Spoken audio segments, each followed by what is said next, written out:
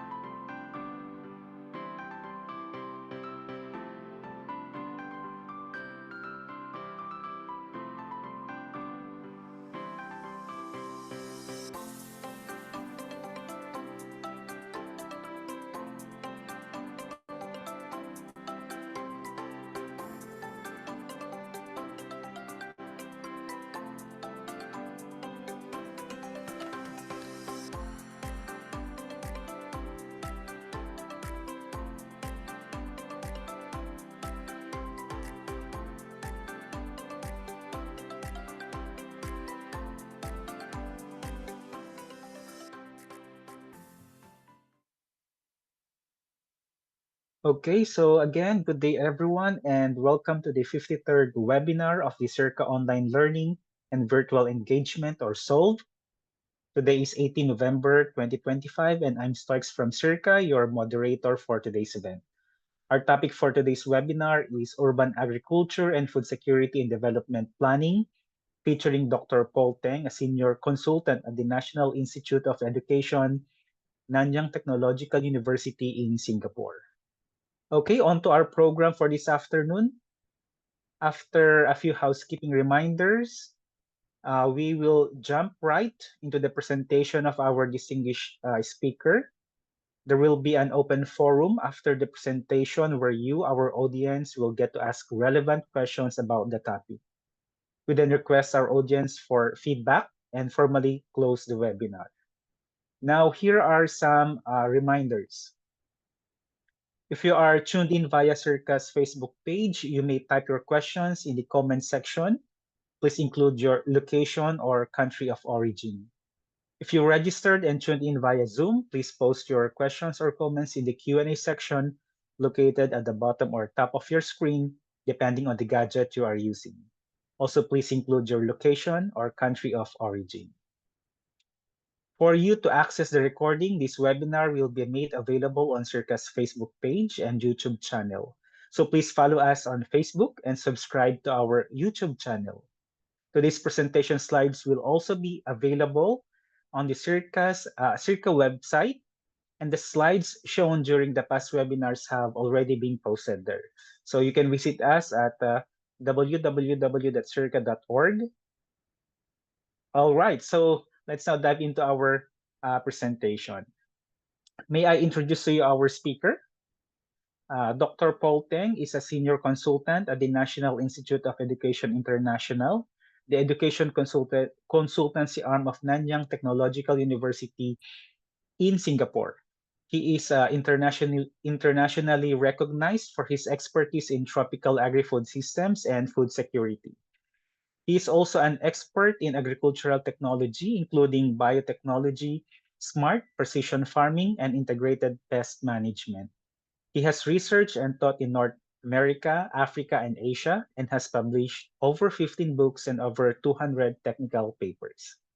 His topic, Urban Agriculture and Food Security in Development Planning, is also published in SEARCA's Asian Journal of Agriculture and Development, or AJAD, particularly in the AJAD anniversary issue. Okay, so without further ado, let's welcome our speaker, Dr. Paul Teng.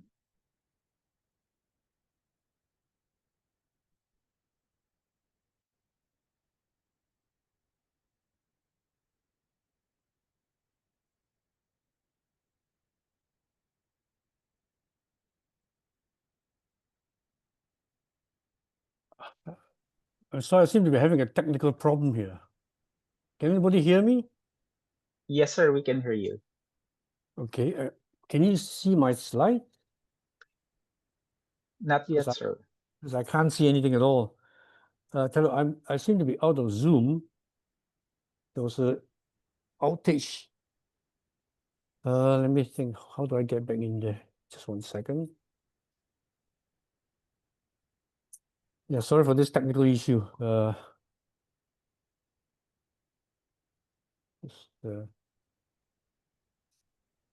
Can't seem to get back in.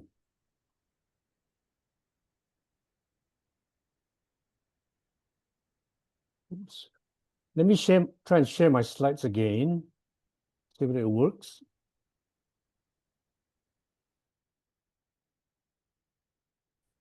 Can you see my slides now? Not yet, sir. You can also send it to us, sir, if you would like, for us to share your slides. Slides.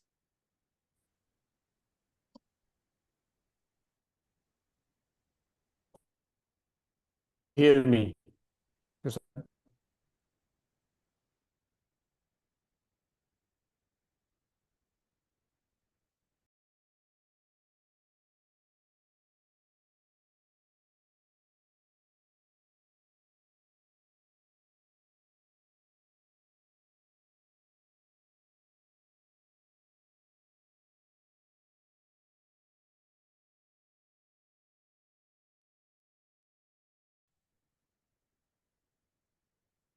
I'm sorry, I seem to have lost connection. Hello? We can hear Yes, you, sir. sir. We can see your slides, sir. Oh, wonderful. Okay.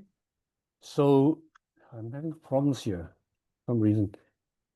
Okay, shall I just proceed then? And let's just hope the connection doesn't give up. Okay, sir. Is that okay? Yeah. That's okay, sir.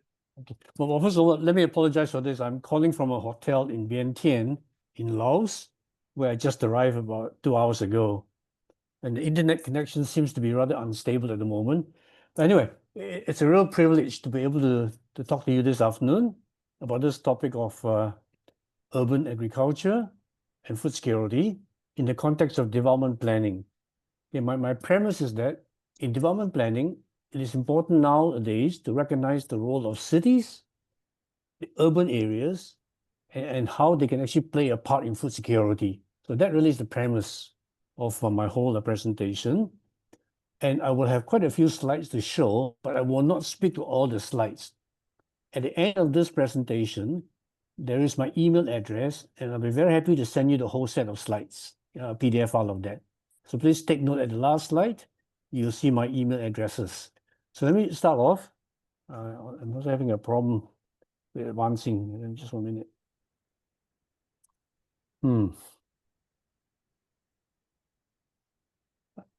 Stuck. I seem to be stuck. Sir, we're controlling the slides. You can just inform us if we will put Okay, the slides on the next. Excellent. Then the next slide, please, the outline slide. I can't. Yes, sir. I'm working The- in the blind because I can't see your slides either. Oh, okay, sir. The outline slides are shown. Is shown on the screen. Okay, and I seem to have lost the screen too. I'm really sorry. The Wi-Fi is just terrible here. It was all right a few minutes ago. Mm-mm. Yeah. So anyway, let's try and make the best of the limitations given by technology. So basically, what I'll try and cover is, why urban agriculture and food security are so important considerations in development, and then share some information on what it really means when we talk about urban agriculture, challenges, and the enablers themselves for urban farming and its role in development. Next slide, please. So this next slide shows the title is Why Are Urban Agriculture and Food Security Important Considerations in Development? I've listed some reasons here, and I'll just quickly go through each of them. I mean, obviously, if it's food security, I think we all understand quite well. I think that food security is such an important foundation for economic development. Without food security, you don't have all the other guarantees to make progress.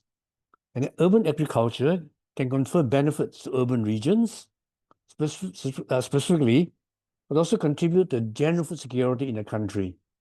Now, of course, tapping the benefits of urban agriculture, there's also the food nutrition security aspects, environment ecosystem services, economic benefits for livelihoods, and also social benefit. There's so much evidence to show now that in indulging in urban agriculture, in fact, brings more social cohesion, especially in some of the more depressed urban areas.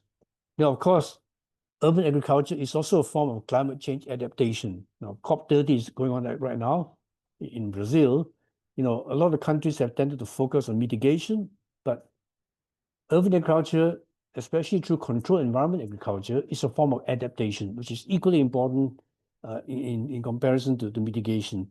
Now, of course, another benefit is that urban ag helps us replace the declining number of rural farmers by creating new opportunities, especially for younger people, to get them back into farming. Almost every country here in Asia is seeing a declining number of farmers. Then, of course, with urban agriculture, you've got greener, more diverse cities, and that's where the social cohesion comes in, but also the mental and physical health and economic opportunity. Now, of course, UA, urban agriculture, needs to be integrated into city master plans to harness the benefits. And therein lies one of the biggest challenges. How do you actually integrate, urban agriculture into city planning? Next slide, please. Now, this next slide really gives the big context. The year 2008 was really an important year for the whole world because the world became urban for the first time. Okay? So cities are increasingly also becoming the locus of poverty. They're accompanied by food insecurity and malnutrition. So in development planning, it is really essential to consider what role cities can play, okay? Given all the demographic changes. Next slide, please. My colleagues and I at the university here, we've been monitoring this situation for many years now, more than a decade. And basically, what we're finding is that food security in Asia especially, we're actually very vulnerable and under a lot of challenges. So we need to tap as many of the resources as we can that's available to us to ensure food security, and in the process, assure economic development.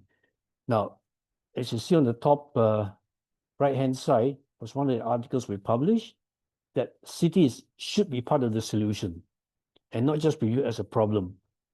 I think in the past, cities were where people concentrate. Cities mainly drew food from the countryside. So it's now pertinent for us to really ask the question, should cities not be part of the solution to food security, and also, in a sense, indirectly also encourage urban development itself, yeah? So next slide, please. So what do we mean by urban agriculture and aquaculture?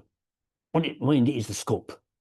Urban agriculture really refers to the practice of cultivating, processing, and distributing food in and around urban areas. The processing part is very interesting. It's increased importance in today's environment because processing nowadays can also be looked at in the context of novel food, future food, where we are making food from factories, not just making food from the countryside and plants themselves. Yeah. So this form of agriculture includes a variety of activities, from growing vegetables and fruits to raising livestock, such as chicken or bees in urban environments. Urban aquaculture refers to the farming of aquatic animals and plants within an urban environment, pretty obvious there. And this includes fish farming, shrimp farming, and even algae farming in tanks or other controlled environments within city limits. And if you go back to what I said a few minutes earlier in the context of climate change, controlled environment, many of these indoor farms are semi-controlled or totally controlled environments. So the goal of urban agriculture is to provide food locally, to reduce the reliance on rural farming areas and minimize transportation costs. Urban agriculture is not and never meant to replace urban agriculture. I think that much, we all have to concede. Okay, so let's move next slide. Now, peri-urban agriculture, there's an organization called the RUAF that's been a champion in this whole area, based in the Netherlands. Yeah, so according to them, urban agriculture is really the growing of plants and the raising of animals within and around cities. Very broad definition indeed. Okay, also provides a complementary strategy to reduce urban poverty and food insecurity. Okay? And of course, urban environmental management. Next slide, please. There are many, many examples of past successes in urban and peri-urban agriculture. One that we cite very often is Hanoi, where prior to the real modern era, the urban, peri-urban area in Hanoi, 80% of the fresh vegetables for the truly urban area came from the urban and peri-urban area itself. So that's how important it is. So I still remember going to Hanoi 20 years ago, where you could see fresh vegetables growing very close to where people actually lived in the cities themselves. Shanghai, in Java, the home gardens that provide a large percentage of the caloric consumption, Dakar in Senegal, Accra, and so on, really. A lot of fresh vegetables that come in. In fact, vegetables seem to have been the main focus of urban agriculture. Let's move on. Now, in the context of development, though, I think cities like small island states, Singapore, really have to find answers to sustainable development. And that's where the resource constraints really come in. What this slide really attempts to show is that anytime you do development planning, you have to consider resources. In the context of cities and their role, what are those resources? Obviously, it's people, technology, land, water, and so on, yeah? And then all those get channeled into what today we call food systems, which is a very encompassing term as defined by the FAO that includes the entire supply chain from production, processing to the consumer. So it has to be very contextualized when you talk about urban agriculture, urban farming, urban food security. What does it really mean? The outcomes of all these processes in the context of the development itself. Is the main outcome food security or is it livelihood? Unlike rural areas, it is tough really for cities to have a significant impact on a large number of people, their livelihoods. Unlike all the hundreds of millions of smallholder farmers whose livelihoods are really affected by agriculture itself. So cities are quite different in that context. They're dealing with a different level of scale, but intensity. Let's move on. The other recognition is that cities, whether we like it or not, I can actually say strongly that cities will never be able to produce all the food that they need. It's pretty straightforward. It's not kind of rocket science thinking. So cities, like a lot of small countries, have to import food from outside the immediate cities. Now, this doesn't make them totally reliant at all, because cities have the capacity to generate income from other sources. Okay, so cities can, in fact, be what FAO calls self-reliant itself, using the philosophy where you only grow what you can and you buy the rest from outside. Yeah. But what I wanted to say here is that, really all food systems, including those in cities, depend on connectivity in today's world, geographic connectivity. Let's move to the next slide, please. But urban agriculture certainly supports food systems. Okay, whether the food systems are interlinked, for the whole country, or whether the urban food systems, or even rural food systems that are connected together. Okay, the urban agriculture certainly underpins this connectivity. I want to move on now and maybe spend a few minutes about the potential benefits of UPA. Sometimes we use the term UA, urban agriculture, and UPA, urban peri-urban agriculture, almost interchangeably. It really depends on how the cities define the city limits and what is considered peri-urban and urban itself. In some countries, the peri-urban, in fact, is also part of the municipality, which is totally urban. Yeah? But we do know that UPA or UA can certainly meet the partial needs of vegetables, fish, and poultry for urban environments. There's been a lot of historical studies on how cities develop, how cities grow, to actually provide evidence for this. FAO, in fact, has estimated that up to 20% of food is produced in urban, peri-urban environments. Okay? And the distance to source is a big selling point, the freshness factor.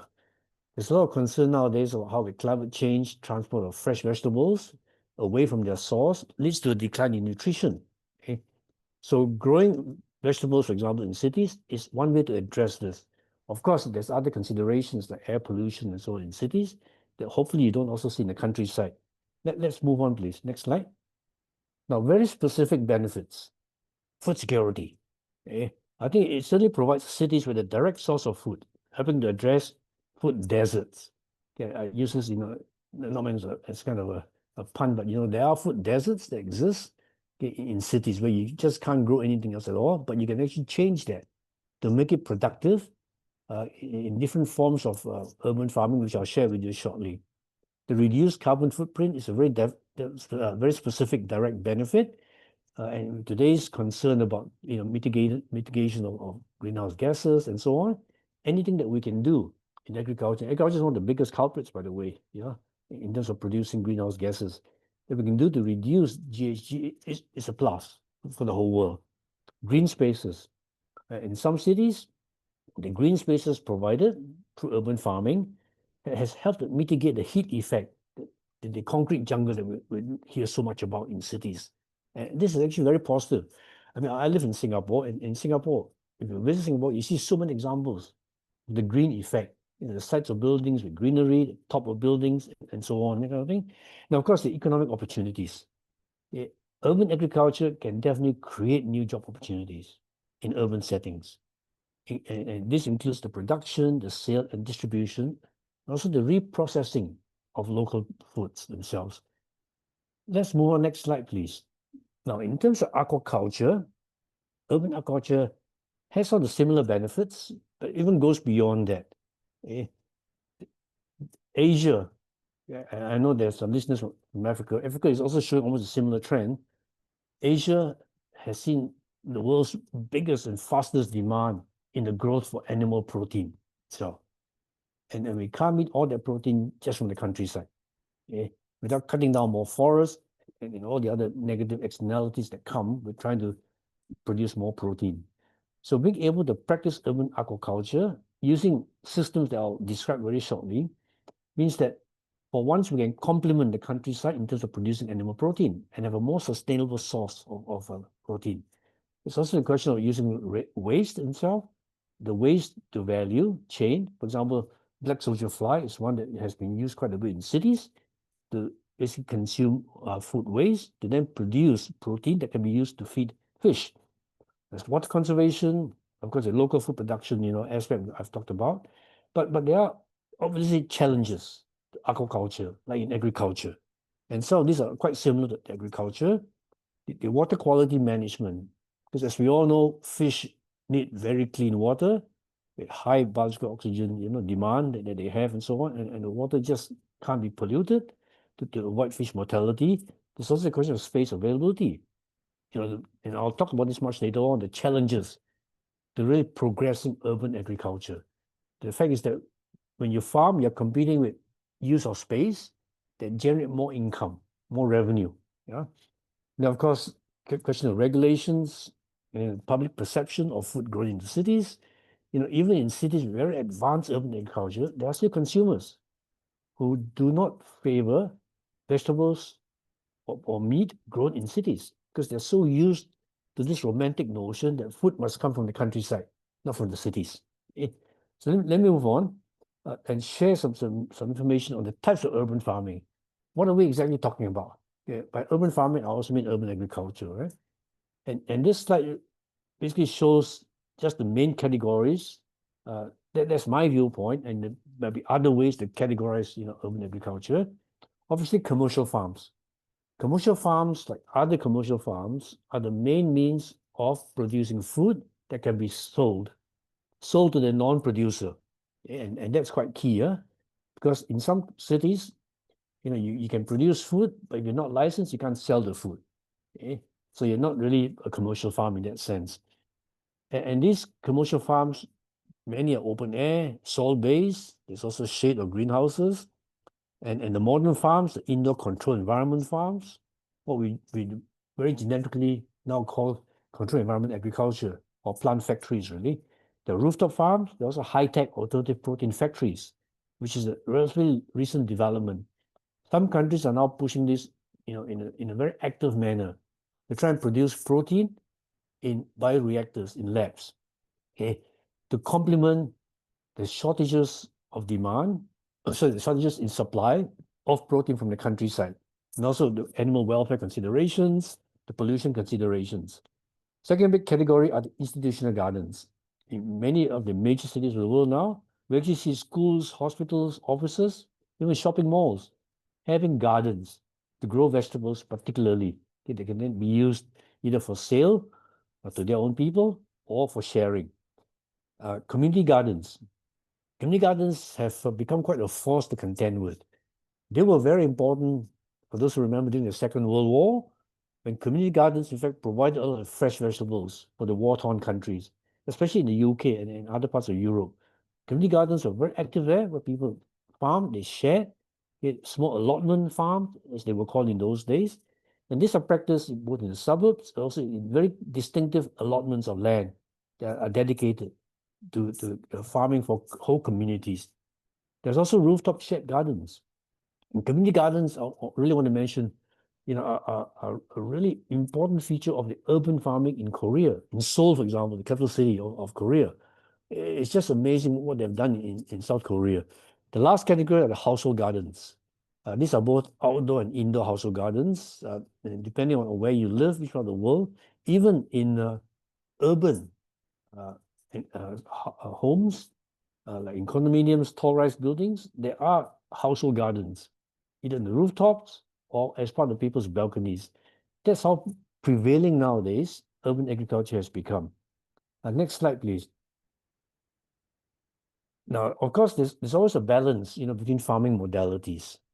As I mentioned earlier, most rural farming, is open air farming, open environment agriculture, or UE as we call it. Open space in urban environments, we also see a lot of open space vegetable gardens, rooftop gardens, soil-based gardens, ground-based gardens, and community gardens. They're all open environment. But we're also seeing now a dramatic increase in the number of controlled environment agriculture farms.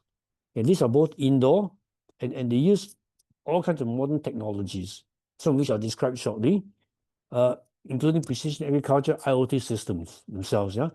Now, some people have argued that CEA might be the way for the future as our climate environment becomes more unpredictable. As temperatures spike, there's more volatility. Is CEA part of the solution, a very important part of the solution, to supply cities, rather than supply countries, supply cities, okay? So let's move on, next slide, please. The next few slides, I'll just show you examples, pictorially, of what I really mean by these different categories of farms, yeah? The commercial, traditional farms, they are obvious to everybody, I think. They range from the open farms, from shade houses, and so on, really. These are some pictures taken from Vietnam and elsewhere. Basically, very, very common kind of farms. And I purposely call them traditional farms because they are traditional. Next slide, please. In Singapore, our first indoor vertical farm, in fact, was in 2012, where the developer tried to combine open airness with high tech. So what he did was he built a multi-layered rotating pulley system where the vegetables were in trays, but they were rotating so that they all got exposure to the sun evenly. It was like a big shade house, basically. Grew mainly vegetables. Okay? And since that time, this particular farm has actually exported this model to other countries that want to do the same thing. Next slide, please. In fact, if you visit Singapore, they actually entertain visitors. You actually go out and have a look at the farm itself. Yeah. Okay. Next slide, please. Then the kind of the new so-called boy or girl on the block is the indoor control environment farms. The Japanese pioneered this term called plant factories, PFAL, plant factory with artificial light, and this has become like the stereotype now for indoor high-tech farms, where totally enclosed environment, multiple layers, usually vegetables, the air is controlled, the lighting is controlled. Almost all of them exclusively use LED lighting, artificial light of different wavelengths. And this is where the science comes in. That visible light has a lot of wavelengths, much of it is not used.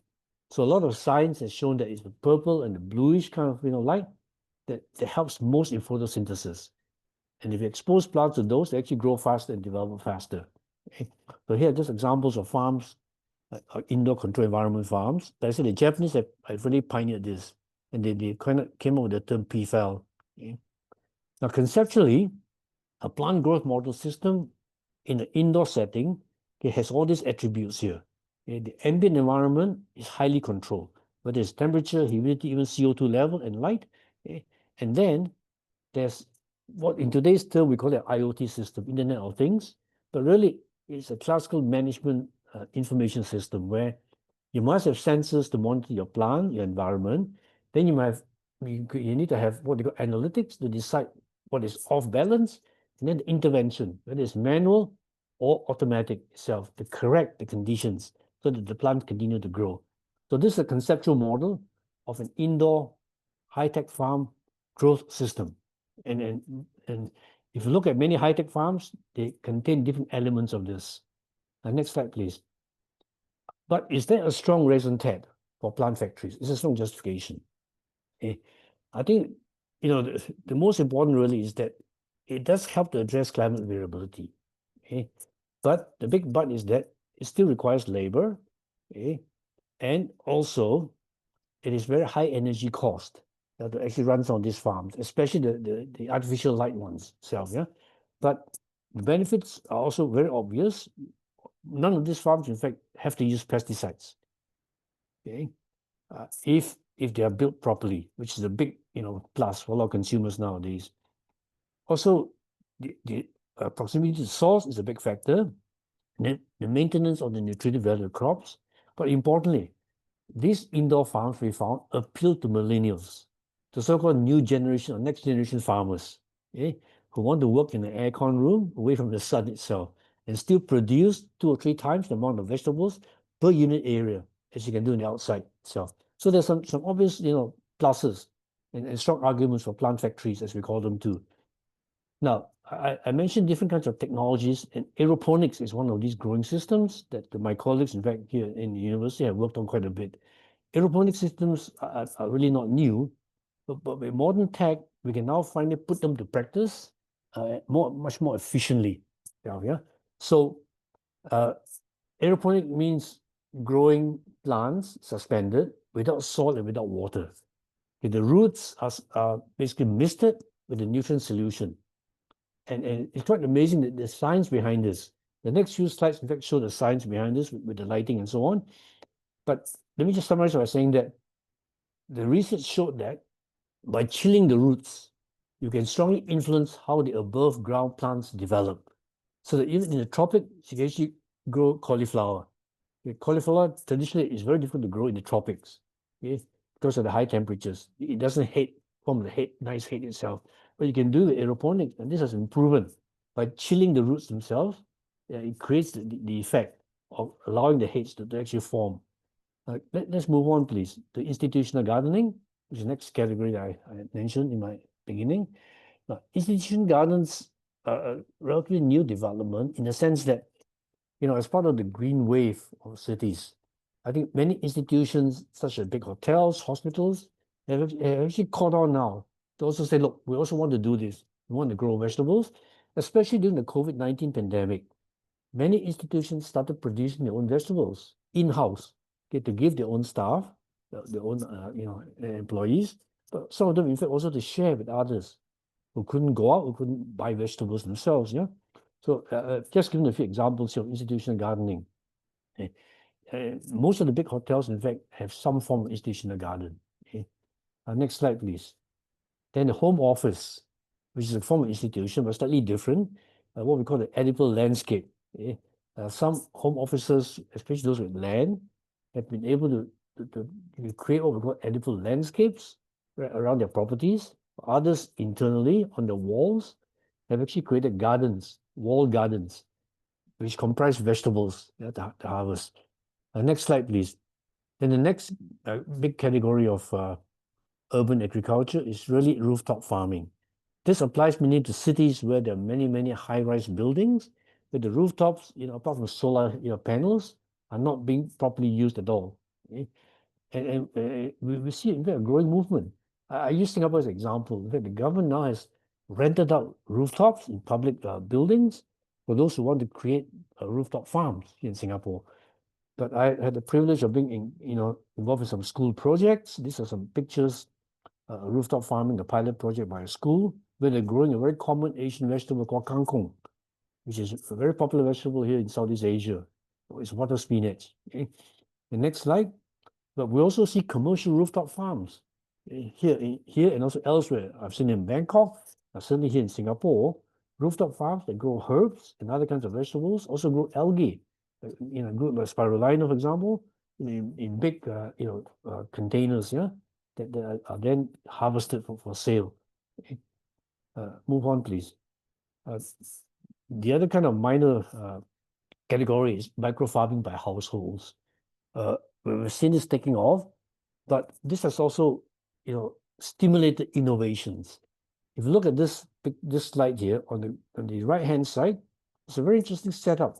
It developed by a former engineer, I think it is, where he had a great idea. He said, look, if people don't really understand how to grow vegetables themselves at home, why don't I give them the opportunity to rent, a cabinet from me?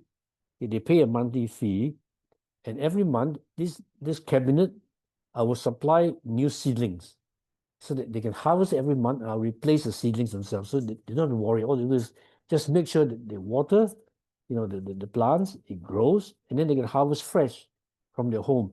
And this actually has caught on quite a bit. And this grow brick system is now, not only being sold to homes, but also to many offices, and even some bigger institutions that are using this as part of engaging with their own staff, to grow vegetables. So what I'm saying is that there are opportunities for innovations, technically and otherwise. It's how you approach things. And because urban farming was not treated seriously in the past, but it is now, it really opens up all kinds of opportunities for us to really innovate and ask ourselves, back to the question that I had posed earlier, as far as economic development, cities should be part of the solution. The very important existential topic, which is food security, right? Because without food security, you can't really develop whether your region or your country at all. Let's move on, please, to community gardens. Community gardens is my last thing here. And community gardens really have assumed a lot of importance. And Korea, in fact, South, especially in the city of Seoul, it's just one example, is to me the shining example of how the country has legislated the role of community gardens for food security. Okay? In fact, they've got programs, regulations that enable and promote community gardens. Okay? To beyond just the very simplified, gardens that we see by roadsides and so on, they're now almost like entities, institutionalized entities on their own, okay, with their own cooperators and so on. They're even rooftop community gardens. Amazing. Where people exchange vegetables, they sell them as a co-op, and then they divide the profits and then plow it back into the community garden itself. Singapore has quite a few hundreds of these community gardens. But again, as I mentioned earlier, different countries have different approaches to community gardens. See, in Singapore, our community gardens are all treated as hobbies. They're not farms. Okay? So they cannot sell their produce, but they can exchange, barter, they can give away, right? Which is very different from a farm. Okay? So really the role of regulation is very key, in terms of promoting urban farming. Okay, let's pause for a minute. Let's go on. I was going to share some slides on the Singapore case study, but I'm going to flip through all this and because we don't have that much time really, I want to focus on other things. Yeah. So next few slides, the slide called Singapore title, a city-state case study. Let's flip through that. Singapore, a city-state. Next slide, flip through that. And then a slide showing the reduction in area. Also flip through that. National level. For those of you interested, Singapore only grows 10% of its own food. The other 90% are imported from over 187 countries. And yet, several years ago, the Economist Intelligence Unit ranked Singapore as the most food-secure country in the world. Okay? That's assuming there were no disruptions in supply. Okay? So let's move on beyond the national level. Food tabs. Is that where you are at the moment, Strikes? Or let's move on. Next slide. Can you move on all the way down to the slide that shows common challenges faced by urban farmers? There are some very general challenges faced by all urban farmers. Okay, and the general challenges, of course, include space constraints. Obviously, city space is prime space, right, compared to the countryside. So there's always competition to use that space. And unless the urban farmer can show higher productivity, okay, or unless there's a national security imperative that comes from the government, it's actually very tough to get space. Again, I give Singapore as an example. In Singapore, all the urban space for farming is actually rented from the government. Yeah, but it's not subsidized, though. There's a rental cost involved. Huh? Now, of course, for those who do soil farming in cities, there's variable quality of the soils. Okay? And sometimes the soils are also contaminated. So that's a big challenge there. Okay? They're either contaminated or they lack nutrients. And then regulations. All cities, by virtue of their nature, have zoning laws and building codes. We used to joke that when the urban farming first took off in Singapore, you had to go to almost 10 different government agencies to get approval to do urban farming. But things have certainly improved a lot now as more urban farms have come into fruition. Next slide, please. Next slide shows specific challenges. What are the specific challenges? In an urban environment, labor costs are actually higher than in the countryside, although this may not be true again in some countries. And the reason is that the competition for labor is much stiffer in urban areas. There are other avenues for employment. Okay? So unless you can match those, or unless you can find people with passion to do farming, labor costs will always be a big issue there. The high land space rental costs, high capital expenditure, capex as we call it, and energy costs to develop high-tech farms, water utilization, sometimes inefficient, but the indoor control environment is actually very water efficient.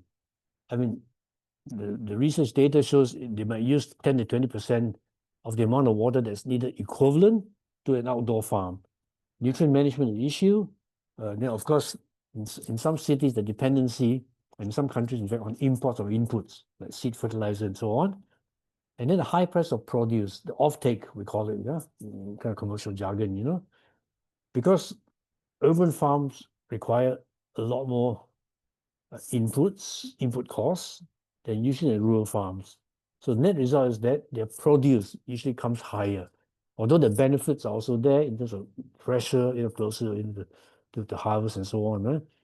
But consumers, in fact, have pushed back a lot in many areas. Except, for example, I think Korea is a good example where the community farms have been able to produce almost at par with some of the countryside farms. Because all the regulatory compliance, of course, is a real challenge itself. Yeah. Okay, let's move on, please. Next slide. Now, what are the enablers of successful urban farming? I've just listed some here. Obviously, supportive government policies, regulations, and instruments. Not just the policy, but policy instruments. And I point to Korea again and Seoul. I've just written a paper on this, and Seoul is really an amazing example. For those of you who are very internet savvy, Google Seoul urban farming, and you get many, many examples of the kinds of regulations and policy instruments, even financial support that the government gives, also the private sector gives, to actually enable urban farming. Of course, the other one's obvious too, investment in financing, human resources, education and training, and so on. the existence of champions, organizations that actually coordinate the urban farmers, provide advice, infrastructure for R&D, involvement of the markets, capital markets, because many of these high-tech urban farms require significant investments in financial capital. So many of them tend to be formed as companies, as corporations, right? So that's why you need to engage the capital markets to raise funding for that. Now, the innovation entrepreneurship culture is an obvious one. It also applies to rural farming, right? You really continually need innovations, right, in this space to come up with new solutions to the old problems. And of course, the inclusive mechanisms for smallholder farmers, because in the urban environment, they're also smallholder farmers, not just corporate farmers. Social license, which means the acceptance of the product, and then an ecosystem that actually supports urban farming is also very key. Then I mentioned technologies, but this thing called disruptive technologies. So disruptive technologies are those that come along, next slide please, once in a while to really change whole industry.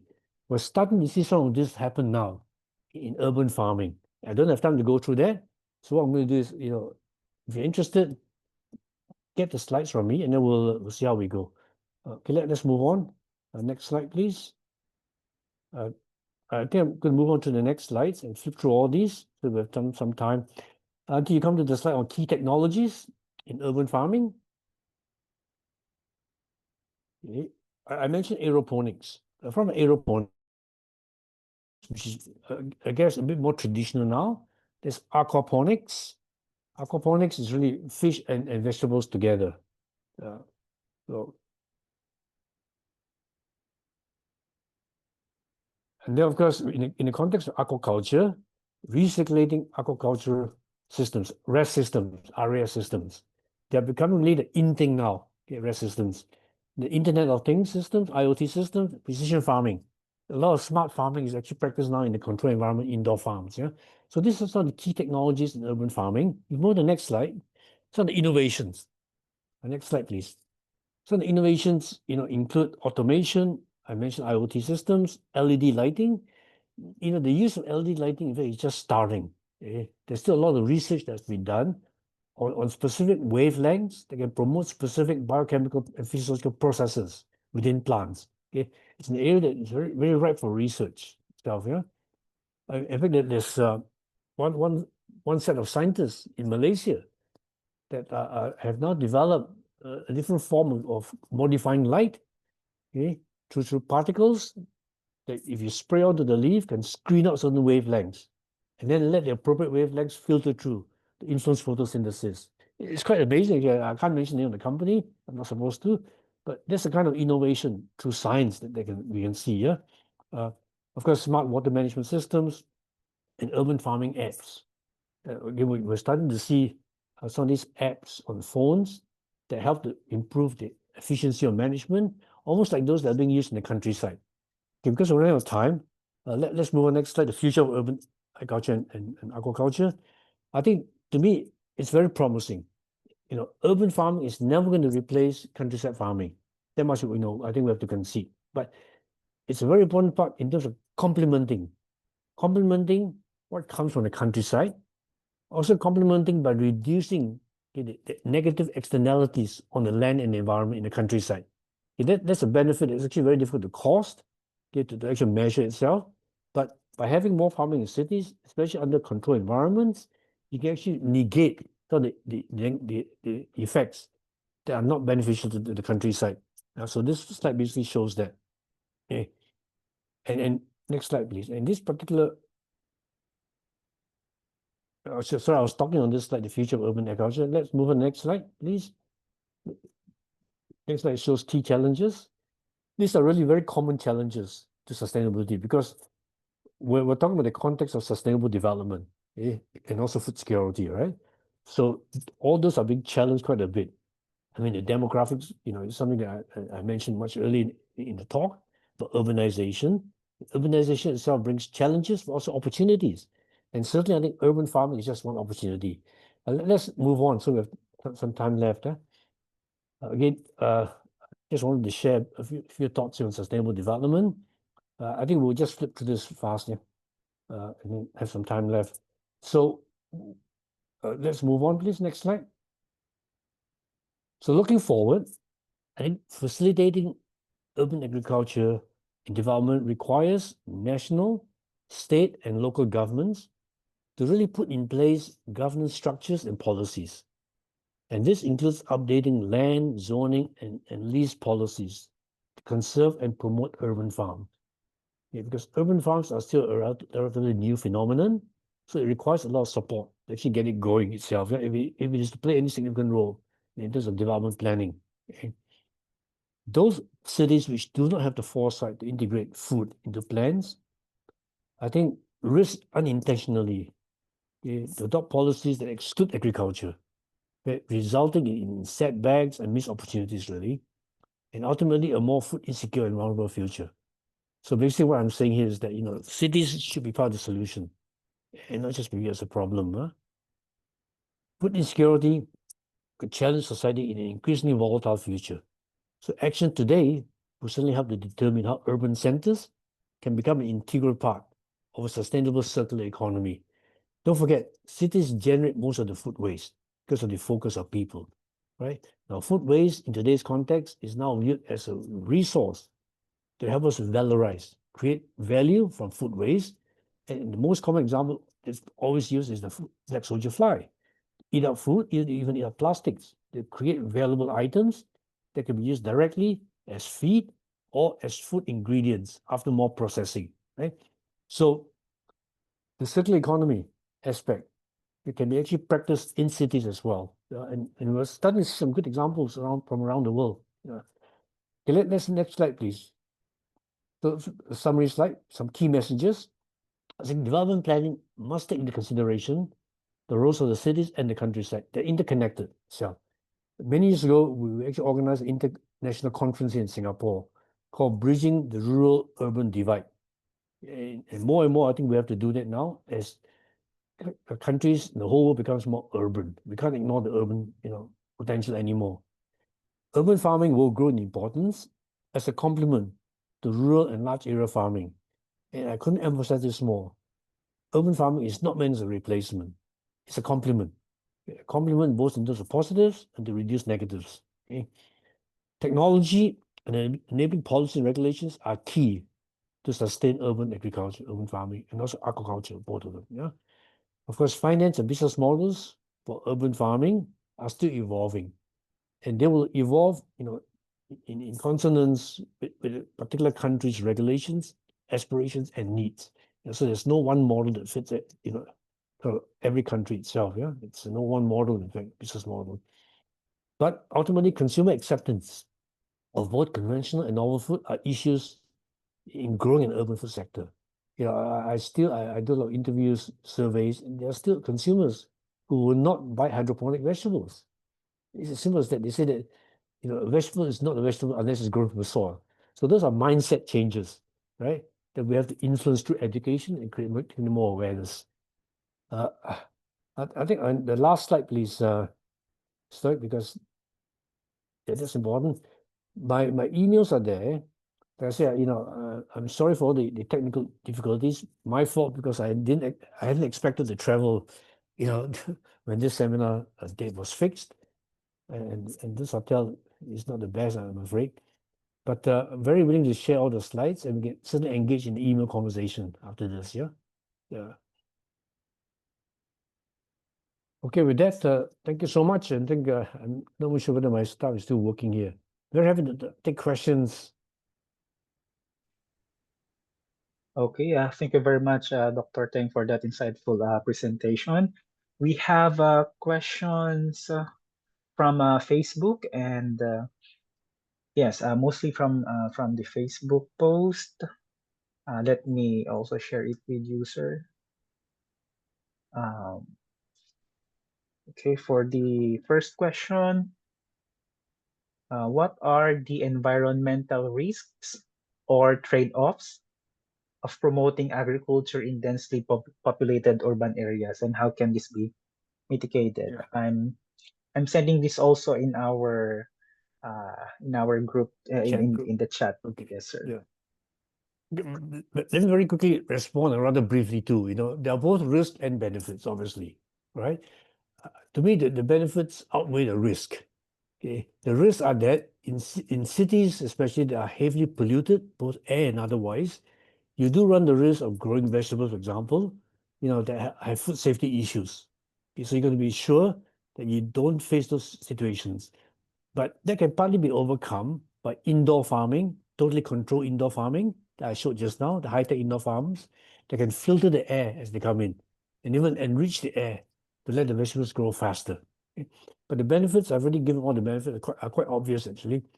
Now, of course, it's not just the benefits and the risks, there's also the challenges. Obviously, urban farming, you're competing with the use of land and space. Okay? Now, the big plus here is that when you do urban farming, you don't think about land in terms of just one dimension. You think space, which is two dimensions. Which is why all indoor farms really grow, for example, vegetables, right, in multiple tiers, 5, even up to 10 layers. So straight away, your production per unit area is much higher. So that's my very short answer to that question, I'm afraid. Yeah. Okay, sir. Okay, so you've said about not the land but the space for indoor farming. Okay, for another question, it says here, is it possible to scale big as a commercial urban farm considering the high energy and land cost? So Yeah. this is in relation to what you have Mhm. said. We're not talking about land, but for Yeah. space, if this is for indoor farming. Yeah. So will there Some be a countries where it is possible. Yeah, that's a short answer. Okay, but the right business model has to be there, accompanied by the right, marketing model. Now, countries that have actually excellent examples of indoor farms that are in relatively urban areas in the Middle East. The UAE has some of the best examples of indoor farms that are in, I would say, peri-urban areas that are showing tremendous business success. That these are really large-scale farms. And that's mainly because the energy cost is relatively low, and also because the food import costs are very high. Okay, so that what they produce are comparable to the expensive vegetables and fruit vegetables imported from other countries. Right? So the price parity is also a very important part of this consideration. Yeah. So someone says it is possible, but a lot of parameters have to be looked at carefully. Yeah. Yeah. It's like any other business, really. Yeah. okay, thank you very much, sir. How about, sir, the considering the input cost for urban agriculture, urban farming? How can we reduce possible for these inputs and cost? Yeah, this is a question that is very common to all the high-tech indoor farms. Okay, which costs a lot, to actually to build and to run, right? And when I talk to the owners, they say, look, we need to scale up. Okay, we need to reduce the price per unit produce, which means increasing productivity. Okay, so for the same amount of input requirement, can you produce twice, 3 times, 4 times as much vegetables? Now, it's actually a very complicated answer. It is possible if you manipulate the growing environment of the vegetable, whether it's the light, different kinds of light. This is why LED lighting is so favored because it speeds up the growth and development of plants. The purple light, the bluish light, and so on. There's also reduced water use, and the multiple layers of these vegetables means that you produce more kilograms per unit area, per square meter, basically. So the standard answer is scaling up. It does provide some relief for the price difference itself. Now, the other, of course, is consumer education.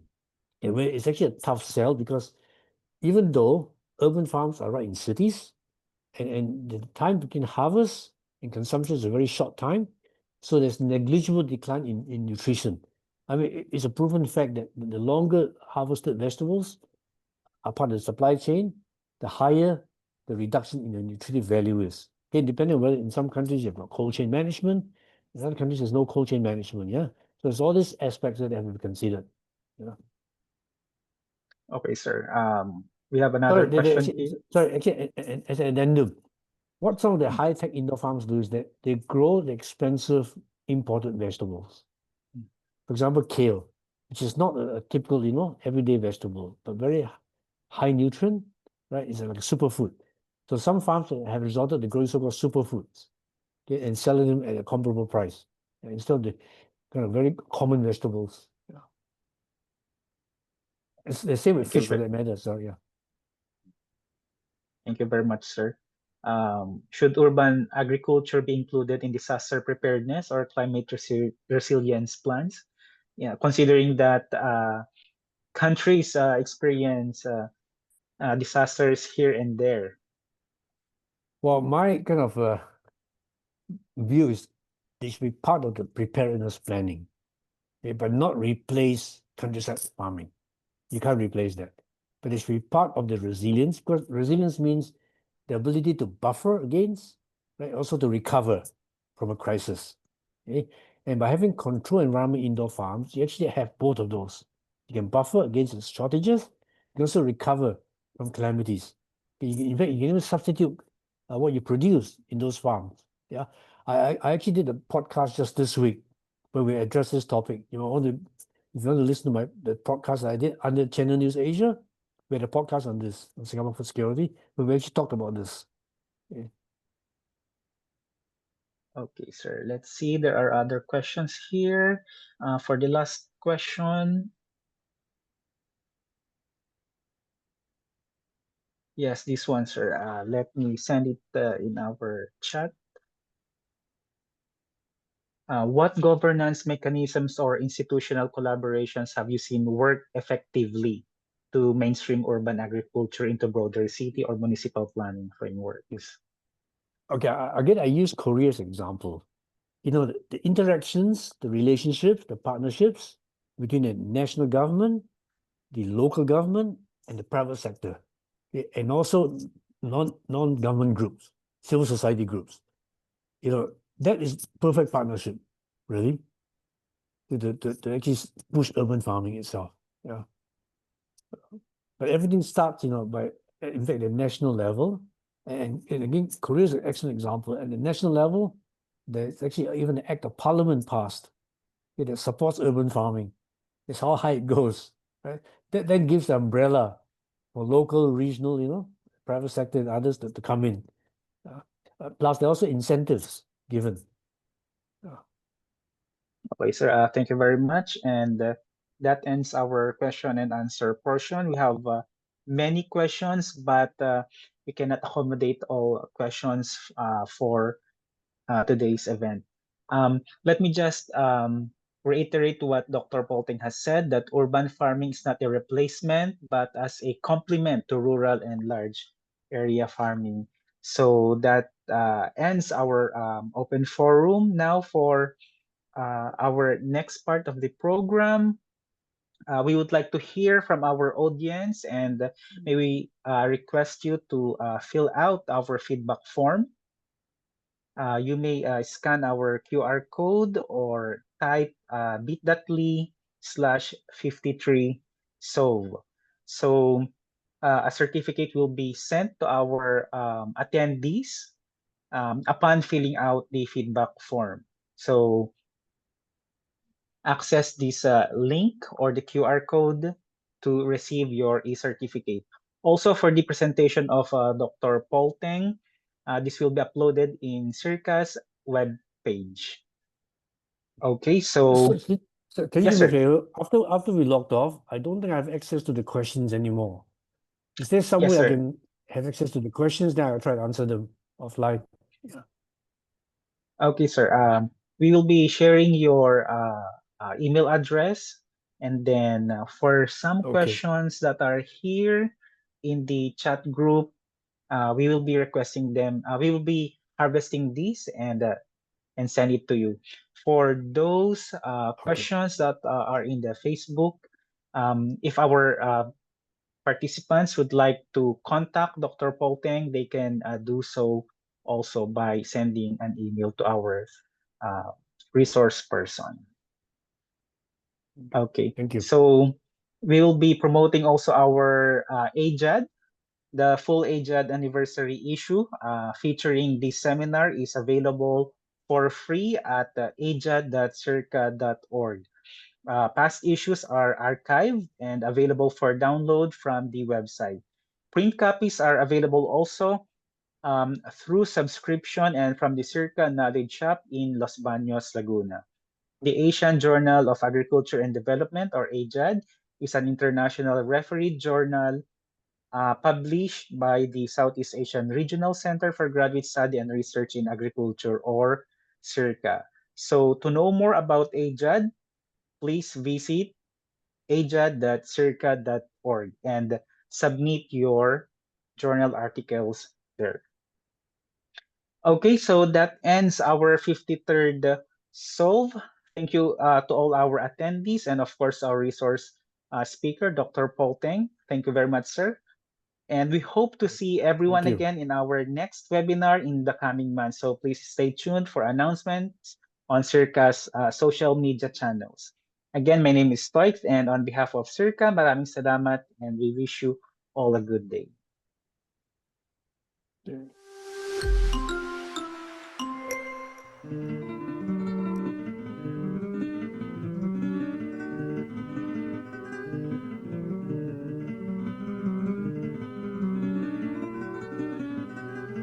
Come, let's build the center that we'd like to be. A place where you and me can work in harmony, where everyone is proud to serve with dignity. Come, let's make this dream a reality. Fill our hearts and minds with a vision. Let our words below our mission. Leave our values on excellence and work, commitment and unity. Come share the stream for the senior region, extend it to the world throughout generation. Fill our hearts and minds with our vision. Side by side we stand for our mission. Leave our values on excellence in work, commitment and unity. Let's show the world we can. With God close at hand, we will grow together for the better.